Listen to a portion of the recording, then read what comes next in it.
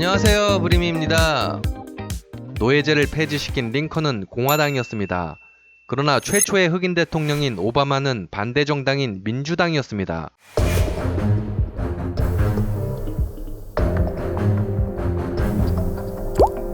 당시 공화당은 노예보다는 도시 노동자가 필요했던 북부 산업지대를 대변했으며, 민주당은 노예에 의존한 남부가 지지 기반이었습니다. 링컨이 속한 공화당은 20세기 초까지는 오히려 진보 정당이었으며 당시의 민주당이 보수 정당이었습니다. 그런데 어쩌다 현재는 완전히 반대가 되었을까요? 나는 다른 그 누구와 마찬가지로 백인종에게 우월한 지위를 부여해야 한다는 데 찬성합니다. 앞의 발언을 근거로 링컨이 노예제를 폐지했으나 정치적 목적에 의해서였을 뿐이라는 의견이 있습니다만, 수많은 링컨 연구자에 의해 링컨은 노예제 폐지라는 소신을 끝까지 굽히지 않았으며 연방을 유지하기 위해 필요에 따라 본심을 숨겼다고 합니다. 같은 진영의 백인 지상주의자들에게는 연방의 유지를 위해 노예제를 폐지해야 한다는 명분을 제공하면서 말이죠. 이렇게 링컨은 현실 정치가로 노예제를 점진적으로 폐지해야 한다고 믿었습니다. 흑인 노예들이 해방되고 난 뒤 편견과 차별로 인해 사회 적응이 쉽지 않을 것이라 판단했기 때문입니다. 결국 남북전쟁을 승리로 이끈 링컨은 노예 해방을 선언합니다. 그리고 진보의 공화당과 보수의 민주당은 서서히 자리바꿈을 하게 됩니다. 산업화가 앞섰던 북부는 자본이 몰리고 금융가와 기업의 인물들이 공화당의 지도부를 차지하게 되면서 자유로운 시장 경제를 강조하게 됩니다. 물론 공화당은 흑인들의 표를 독차지하며 20세기 초까지 정권의 우위를 차지했습니다.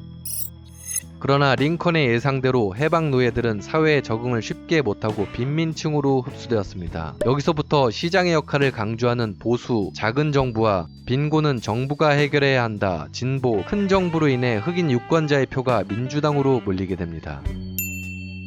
계기는 국가적 재난에 가까운 1929년의 대공황 때문이었습니다. 대선에서 이긴 민주당의 프랭클린 루스벨트는 뉴딜 정책으로 정부가 경제에 적극 개입을 하고 북부의 노동자 계층과 흑인, 이민자들의 지지를 이끌어내었습니다. 그의 재선 때는 무려 흑인의 71%가 민주당을 지지했습니다.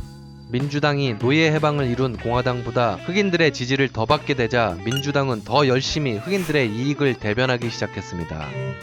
케네디의 소수인종 우대 정책, 린든 존슨 대통령의 모든 인종차별을 금지한 민권법, 이로 인해 존슨 대통령은 흑인 유권자의 94% 지지를 받았습니다. 그러자 진보였던 공화당은 빈집털이 전략을 세웁니다. 민주당의 진보적 행보가 마음에 들지 않았던 남부와 백인 보수주의자들의 마음을 잡기로 합니다. 공화당은 이미 친기업적이었으며 특히 레이건의 애국주의와 전통을 강조한 기치는 이들의 지지를 얻어갔습니다. 그리고 마침내 노예제 찬성을 외쳤던 보수의 민주당에서 최초의 흑인 대통령이 탄생합니다. 저는 보수와 진보라는 단어를 쓰는 것에 반대하는 입장입니다. 정책 하나하나의 본질을 보는 것이 중요한데 그것을 흐리게 할 가능성이 높기 때문입니다. 미국의 역사를 보아도 결국 정권을 차지하기 위한 표밭과 민심에 따라 정당의 성격은 180도 바뀔 수 있습니다. 정치인들에게 가장 두려운 것은 결국 국민의 한 표. 결말이 너무 정직한데. 구독과 좋아요 꼭 부탁드립니다. 앞으로 컬처계의 강자를 찾는 여행은 계속됩니다.